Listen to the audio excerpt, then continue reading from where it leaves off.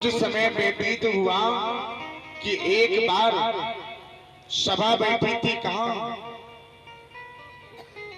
कुंभ में। जो दरबार में एक सभा बैठी थी, उस सभा में बड़े दूर दूर के राजा महाराजा पहुंचे। पहुंचने के बाद राजा दक्ष का भी प्रवेश वहां पे होता है। भगवान शंकर जी उनके आने में स्वागत नहीं करती, वो अपने आसन पे बैठ करके ध्यान में लीन थे। राजा दक्ष का प्रवेश हो जाता है। राजा दक्ष को लगा क्या कि मेरा क्या कर रहे हैं, अपमान कर रहे हैं। एक बात जो है नोट कर लीजिएगा, कभी भी जो पांव पूज होते हैं ना, सबके पास पांव पूज है। पांव पूज से कभी भी अपना पांव स्पर्श नहीं कराना चाहिए। गृहस्थ जीवन में ऐसा देखने को मिलता है क्या कि अगर घर के दामाद हो ना तो उनसे चरण स्पर्श कराया जाता है। अरे भाई, जिस दिन आपने कन्यादान दिए तो उनके चरण को आपने धोया, चरण को पकड़ लिए, और आज उसी दामाद से उसी से आप क्या कर रहे हैं, अपना चरण छुआ रहे हैं। ये क्या है? इसे दोष लगता है।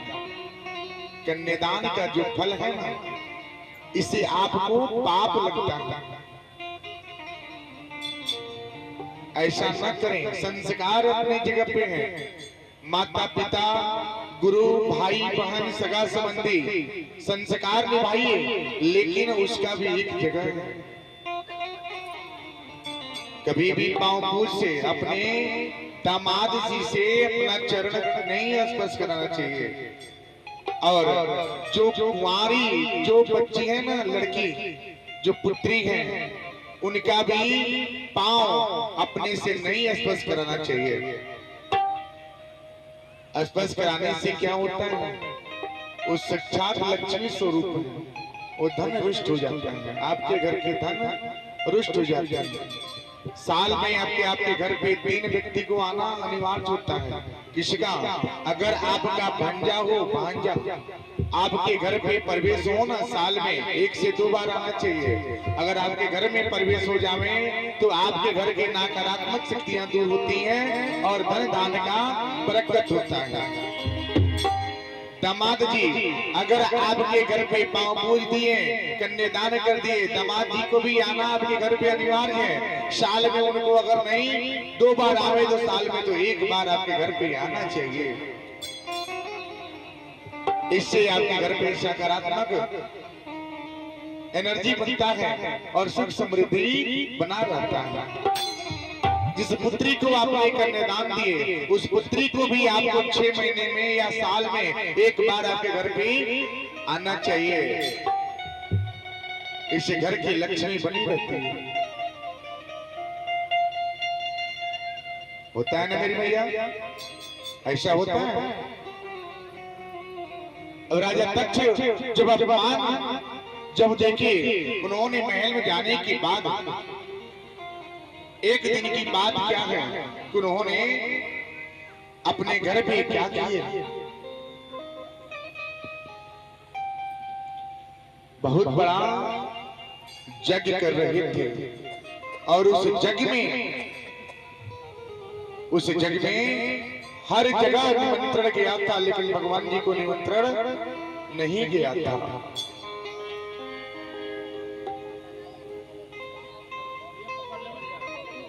भगवान शंकर जी को निमंत्रण नहीं गया था। अभी कैलाश पर्वत पे बैठे थे, इनकी पत्नी बोली कि प्रभु, मेरे पिताजी के घर पे इतना बड़ा जगह है, सब लोग जा रहे हैं, आप भी चलिए। उन्होंने बोला क्या, ठीक है, देखा जाएगा। फिर से जिद करके बैठ गई, बोले क्या चलिए। उन्होंने बोला क्या कि देखिए, जहाँ पे अगर आपका बुलाहट न हो ना, अगर आपको निमंत्रण नहीं मिला हो, वहाँ पे जाना क्या है, अनिवार्य नहीं होता है। वो अपमान से भी ज्यादा अपमान होता है, क्योंकि आपके पास कोई उसका बुलाहट नहीं है। अब ये समझी क्या, मेरे पिताजी के घर पे हो रहा है और बुलाहट नहीं। उन्होंने जिद करके बैठ गए और बोले क्या कि नहीं चलिए। भगवान शंकर जी बोले कि ठीक है अब जाइए। उन्होंने जाने की तैयारी कर दी और साथ में गया कौन, वीरभद्र महाराज। वहां जाने के बाद उन्होंने सती ने देखा क्या कि यहाँ पे सबका स्थान है, सबका स्थान दिया गया है, लेकिन मेरे पति का स्थान नहीं है। उन्होंने राजा दक्ष से पूछी क्या पिताश्री, ये बताइए आपने सबका स्थान दिए लेकिन मेरे पति का स्थान नहीं है। उन्होंने बोला कि उनका स्थान मायने नहीं रखते, वो भूत भावर महाराज है जो बागंबर पहने, वो कोई राजा नहीं है, कोई देवता नहीं है कि उनका स्थान हम देवे। वो भूत भावर महाराज है जो बागंबर पहने हुए हैं और भस्म जो शमशान में रहता हो, उसका क्या स्थान है। ऐसा सुनने के बाद सती की आंखें लाल हो गई। भाई जिसके साथ अगर विवाह हुए ना, अगर हो जाता है तो चाहे वो कैसा हो, चाहे वो कैसा भी हो, वो आपका जीवन है, वो साथी है।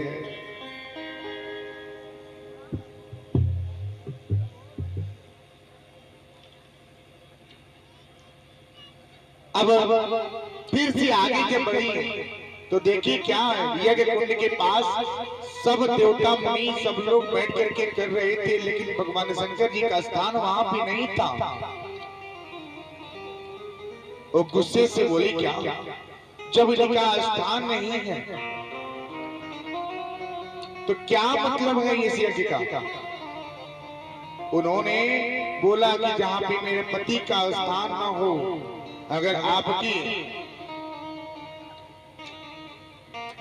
रहती अगर पति का अपमान होना तो कभी भी पति का साथ देना चाहिए। ये रिश्ते जो है ना, ये रिश्ते जो आप निभाते हैं, करते हैं, वादे कसमें वफा प्रेम, ये क्या है, ये बने हुए रिश्ते। लेकिन जीवन का सबसे सच्चा रिश्ता तो आपके पति के साथ होता है।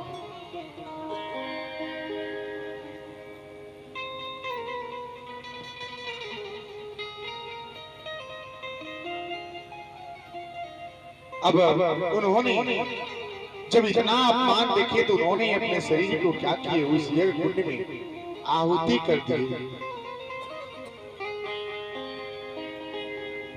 आहुति कर दिए, करने के बाद भी उस राजा दक्ष के दरबार में हाहाकार मच गया, करे तो करे क्या, क्योंकि प्रेम ही सब कुछ है। देखिए प्रेम कैसा है, भगवान जी को प्रेम पाने के लिए, स्थान पाने के लिए उनकी पत्नी ने अपने शरीर की आहुति कर दी है।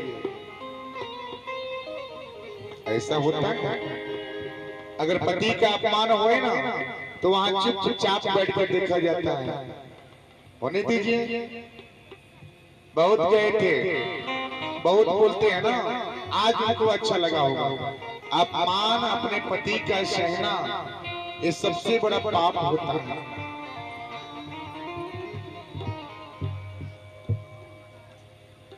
अभी आहुति दे दिए, गुस्से में हाहाकार हो गया वीरभद्र।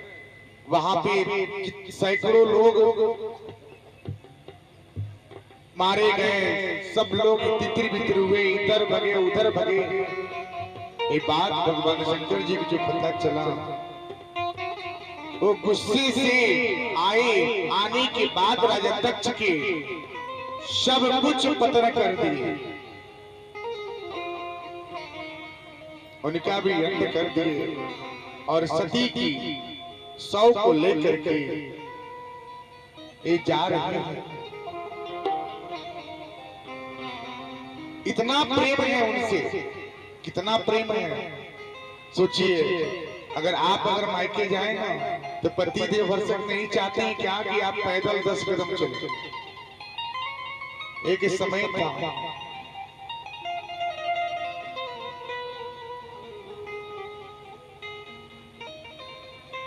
हर मैया दूर करते हैं हम सोच के, हर मैया दूर करते हैं हम सोच के, मेरे कान्हा जी, मेरे कान्हा जी,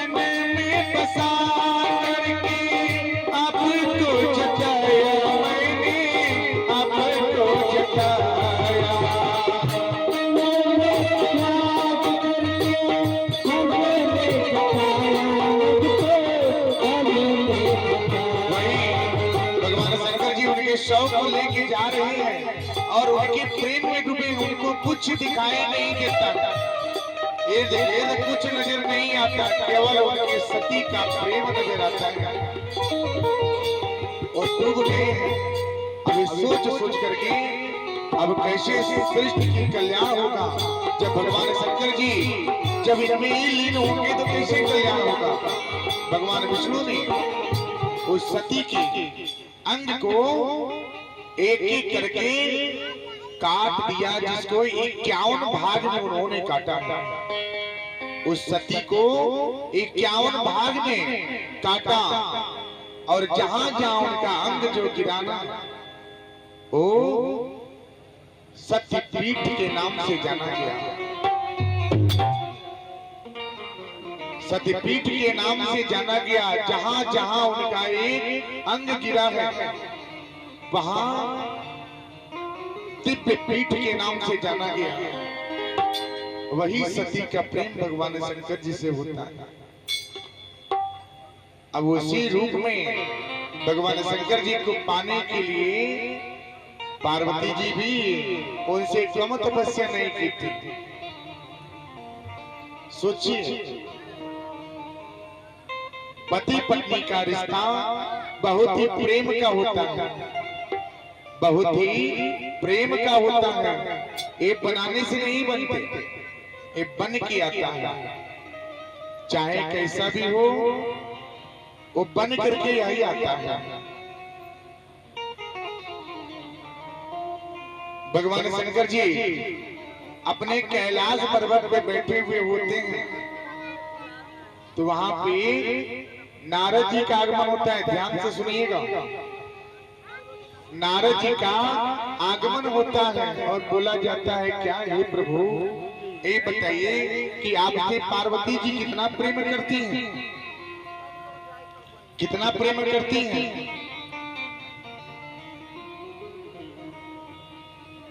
भगवान शंकर जी ने बोले, अरे कौन सी बात करती है, कितना प्रेम करती हैं। उन्होंने बोला कि बहुत प्रेम करती हैं। यही बात नारद जी आकर के पार्वती जी से बोले कि आपसे भगवान जी कितना प्रेम करते हैं। उन्होंने बोला बहुत प्रेम करते हैं। जब प्रेम करते हैं तो ये बताइए कि आपको इस कथा के बारे में, एक दिव्य कथा है, इस कथा के बारे में बताएं क्या? उन्होंने बोला कौन सी कथा, कौन सी कथा? नारद जी बोलो लो अब तो बन गई बात, कौन सी कथा बोल रही है? अरे वही कथा, अमर कथा, जिसको सुनने के लिए सब लोग तरसते हैं। सब देव, ऋषि, मुनि, गंधर्व, मनुष्य सब लोग तरसते हैं कथा को जानने के लिए, सुनने के लिए। वो कथा आपसे नहीं बताया गया? भगवान शंकर जी को इतना जब प्रेम करते हैं तो कथा आपसे नहीं बताया? सब लोग अपने अपने पति देव से प्रेम करते हैं ना, पति देव भी आपसे प्रेम करते हैं, अपने मन की बात जाहिर करते हैं। होता है ना, हर बात एक दूसरे से छुपाते नहीं है, बता देते हैं। ऐसा होता है क्या? सब लोग नहीं करते, छुपा लेते हैं। कुछ बातें ऐसी होती है जो छुपाई जाती है, पति देव भी छुपा लेते हैं, नहीं बताएंगे नहीं तो विवाद हो जाएगा। बाद में पता चलता है ना, जब बाद में पता चलता है तो लगता है इतना बड़ा क्या हो गया, जमा पूंजी हो गया है और विवाद का जड़ प्रारंभ हो जाता है।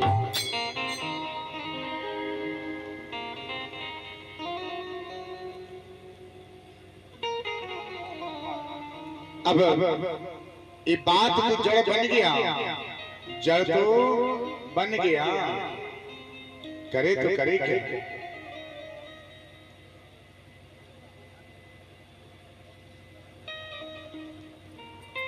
सब लोग कहते हैं क्या?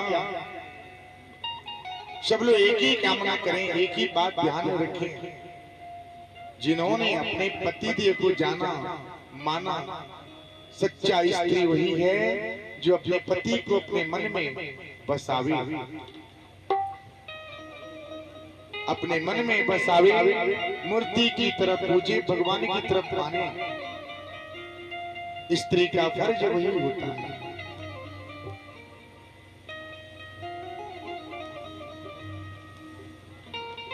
मैंने कान्हा को चाहा,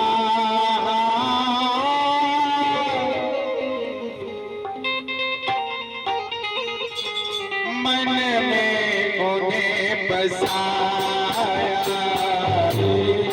कान्हा को चाहा, मन में उन्हें बसाया, आँख में चाहा, मन में उन्हें बसाया, मन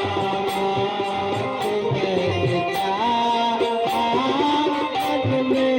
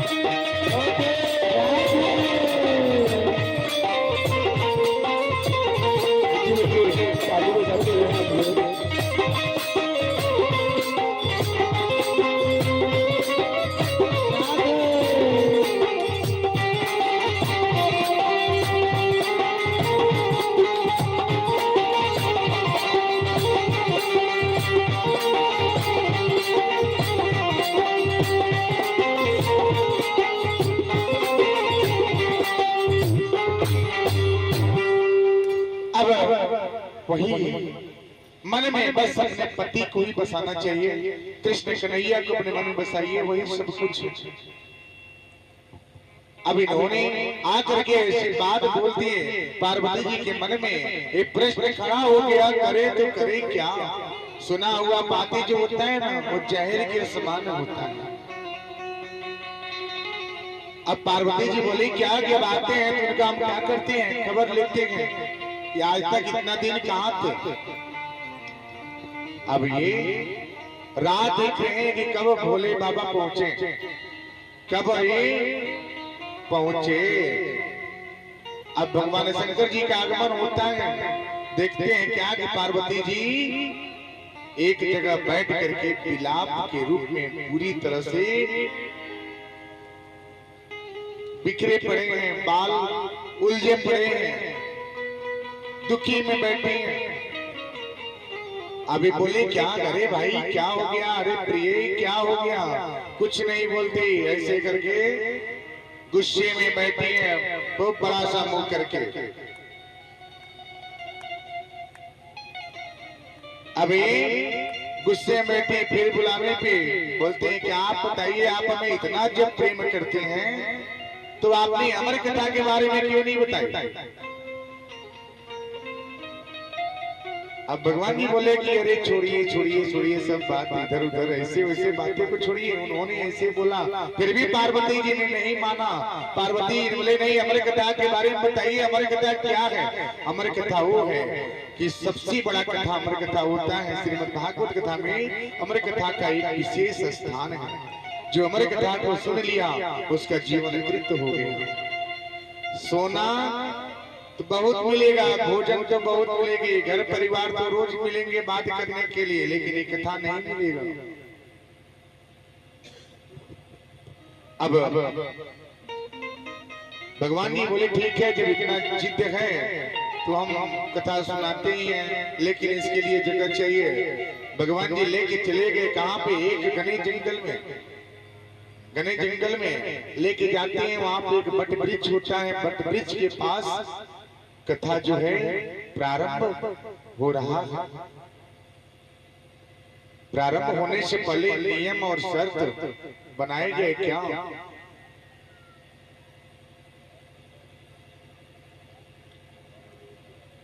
बनाए गए नियम और शर्त की यहाँ पे दूसरा कोई कथा ना सुने, एक जीव तक कथा ना सुने। कथा सुनने में हुंकारी आना चाहिए, हाँ की आवाज आना चाहिए। और आप लोग यहाँ पे लंबे लंबे निद्रा में डूबे हैं, तो हुंकारी कौन पारेगा मेरी भैया? कौन पारेगा? हो की आवाज कौन भरेगा? जब हो की आवाज भरेंगे तब कथा चलेगी, अन्यथा हम भी आपको समझाएंगे नहीं। ठीक है, तो हाँ की आवाज भरना है और ध्यान से कथा सुनते रहिए। अब नियम और शर्त बनता चला गया। हो की आवाज कौन भरेगा? पार्वती जी गुस्से में बैठी है, बोले कि मैं भरूंगी, मैंने बोला है तो हम भी कथा सुनेंगे और हम ही हुंकारी पारेंगे। श्रोता और वक्ता होना चाहिए। कोई जरूरी नहीं है कि आप कई हजारों के बीच में बैठे तभी आप कथा सुन रहे हैं ना। वो हजारों के बीच में एक दूसरे को कोई देखने जाता है, कोई भीड़ देखने जाता है, कोई जगह देखता है, कोई यहाँ के रंग बिरंगे वस्तु देखता है। वो कथा सुनने के लिए उसमें से मात्र 10 लोग होते हैं। 10 लोग जो श्रवण करते हैं, मंथन करते हैं, चिंतन करते हैं। पहले के समय में जानते हैं 2-4 एक कथा सुनाने वाला और कथा सुनने वाला होता था। बस कथा सुने और एक जगह भागवत कथा होता था ना, कई जगहों से सुन करके लोग आते थे कि एक बार सुन लेते हैं, जीवन कृत हो जाएगा। बहुत ही भाग्य से नगर में कथा होता था, बहुत ही भाग्य से श्रीमद् भागवत भगवान जी का आगमन होता है। ये आपका कृत्य है, पुण्य की है कि आपके नगर में भागवत भगवान जी प्रवेश हुए। आपको तो ग्रहण करना चाहिए, आना चाहिए, स्वागत करना चाहिए। प्रतिरोज सुबह उठ करके यहाँ पे बैठ करके आपको उनका ध्यान और संगीत करना चाहिए, उनका भजन करना चाहिए। सुबह शाम बैठ करके यहाँ पे कथा से पहले और कथा होने के सुबह सूर्योदय के पहले यहाँ पे आपको आ करके उनका क्या करना चाहिए? नाम का गुणगान करना चाहिए, नाम जप करना चाहिए, उनका वंदन करना चाहिए। यही तो है, बहुत ही भाग्य से एक कथा मिलता है।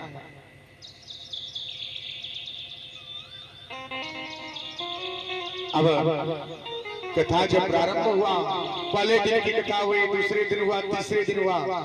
पार्वती जी अब क्या हुई? सो रही है। उसी बट वृक्ष के ऊपर एक क्या तोता और पति पत्नी 2 जन रहते थे। जब पति पत्नी 2 जन जब रहते थे ना, तो रहने के बाद उसी बट वृक्ष में इन लोगों ने घर बनाया था, यानी कि क्या? घोंसला। उस घोंसले में उन्होंने अंडे रखे थे। जो अंडा अच्छा था उससे जीव निकल गया था, एक अंडा था जो दूषित हो गया था, जो किसी कारणवश दूषित हो गया था। उस अंडे में जीव नहीं आ रहा था।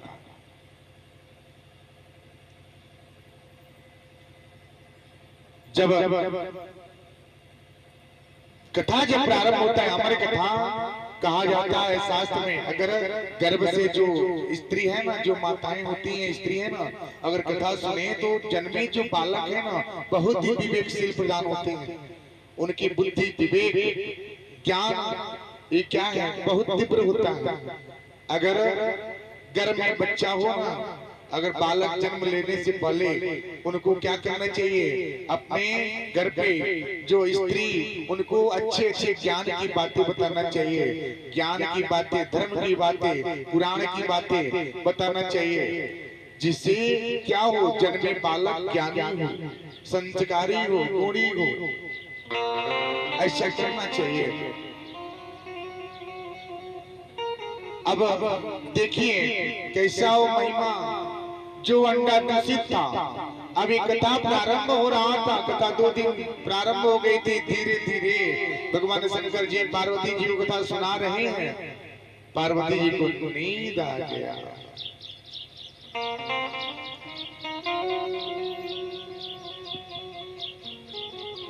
नींद आ गया है, सो गई।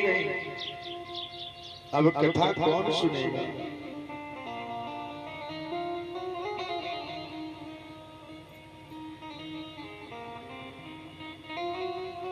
अब समझे क्या, शंकर जी तो बहुत ही सीधे साधे हैं।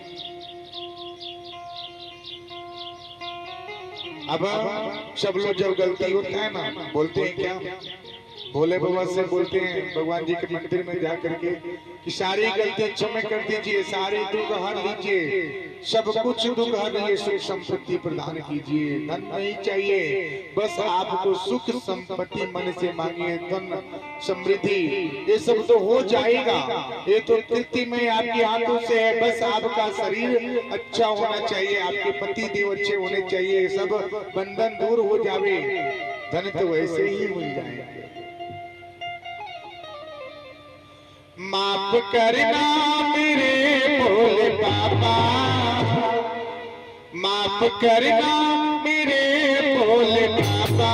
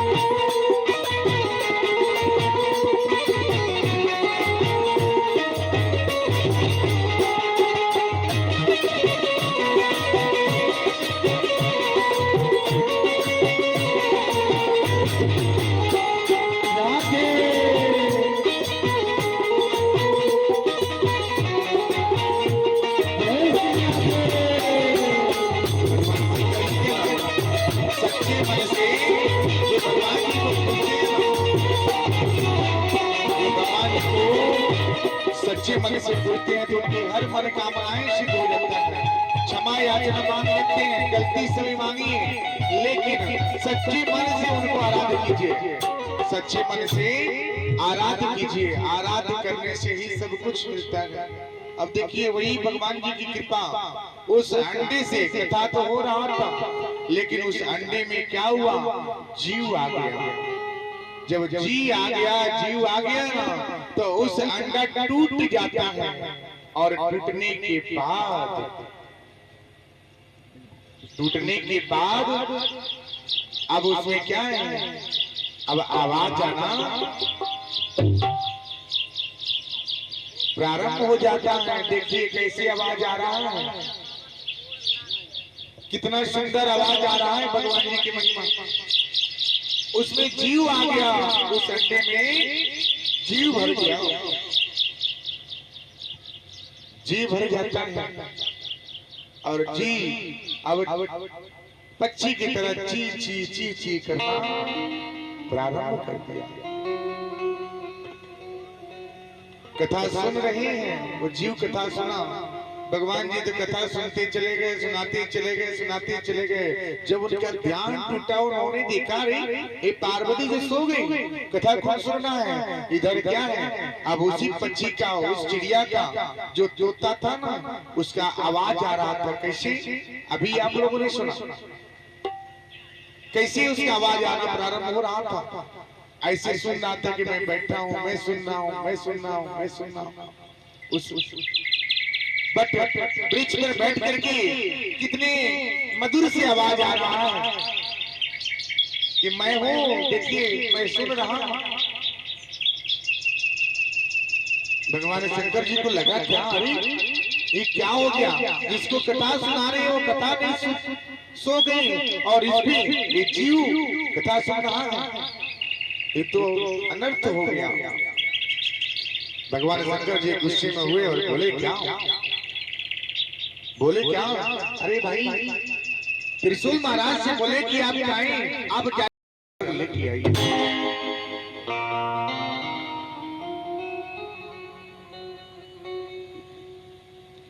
अभी जो जीव था सुखा था, सुख महाराज, अब इनके अंदर तो जीव आ गया, वो अवतरित थे, अब करे तो करे क्या।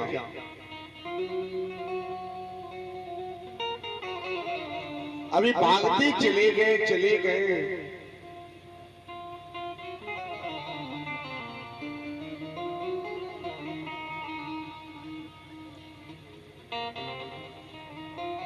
जा रहे हैं वहां पे व्यास जी की पत्नी जो होती है ना, स्नान करने के बाद आंगन में लेटी हुई थी। आंगन में लेटी हुई थी। उनका मुंह खुला था। शुक महाराज को कहीं जगह नहीं मिला।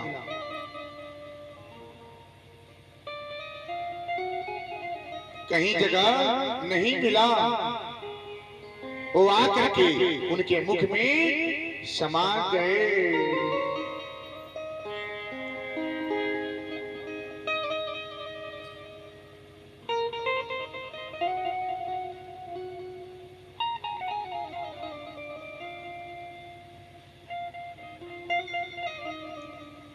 जब समा गए तो वहां पे इतना सुंदर ध्यान आता है क्या। आए